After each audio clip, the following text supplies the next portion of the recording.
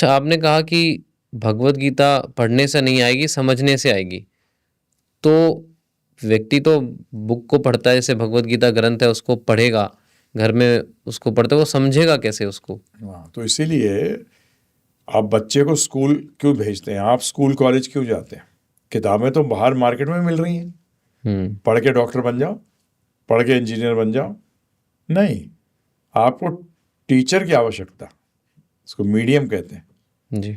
Medium की आवश्यकता है, वो है टीचर।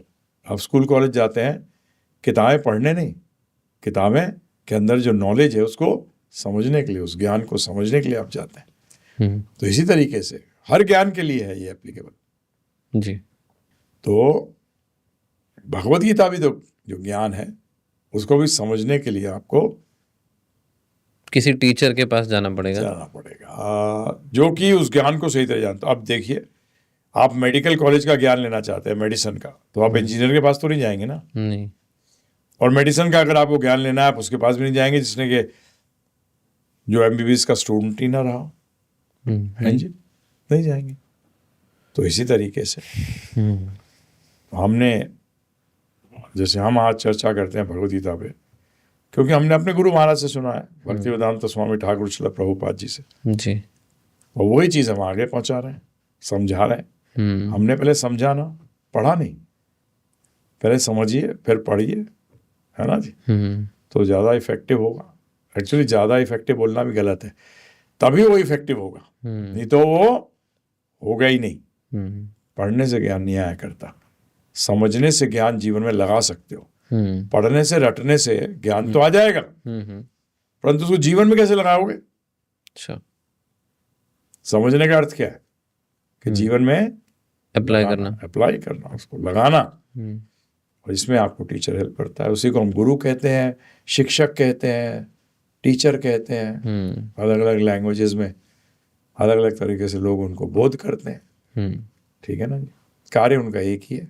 उन्होंने जो ज्ञान समझा है उसी ज्ञान को आगे समझाएं, ठीक है ना। परंतु वैलिड होना चाहिए, गुरु वैलिड होना चाहिए, है ना। बिल्कुल, बहुत ज़रूरी है। वैलिड का मतलब, आप जब कॉलेज भी ढूंढते हैं तो आप कैसा कॉलेज ढूंढते हैं? जो मान्यता प्राप्त है जी, ऐसे नहीं चले जाते। ऑथेंटिक होना चाहिए, मान्यता प्राप्त। इसी तरीके से गुरु को भी मान्यता प्राप्त होना चाहिए। तो हम आपको बता सकते हैं इतना कि आप, हमने सारा एक्सप्लेन किया हुआ है ये चीज़।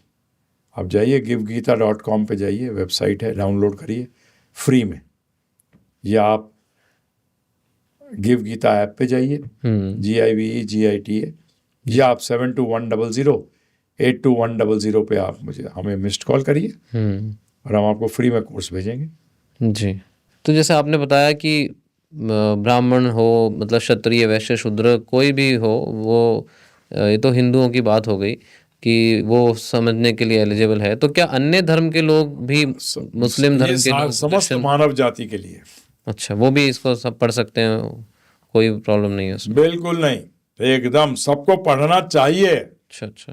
अरे जीवन में शांति आ जाएगी, कोई भेदभाव नहीं रहेगा, दुश्मनी खत्म।